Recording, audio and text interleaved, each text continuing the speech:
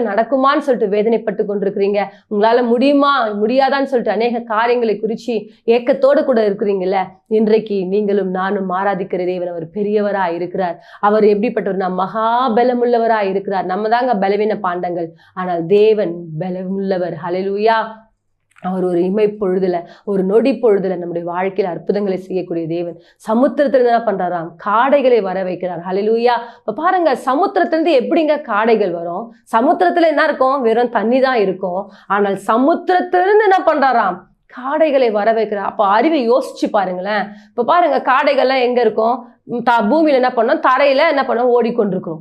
அப்படிப்பட்ட இடங்கள்ல இருந்து வர வேண்டிய காடைகளை கர்த்தர் எங்க இருந்து கொண்டு வராருன்னு சொன்னா, சமுத்திரத்தின் ஆழத்திலிருந்து காடைகளை வரவழைக்கிறார். ஹல்லேலூயா. அதை பாருங்க, யோசிச்சு பாருங்க, ஆச்சரியமா இருக்கும். நம்முடைய தேவனுடைய அறிவை ஒருத்தராலும் விளங்கிக் கொள்ளவே முடியாது. அப்பேற்பட்ட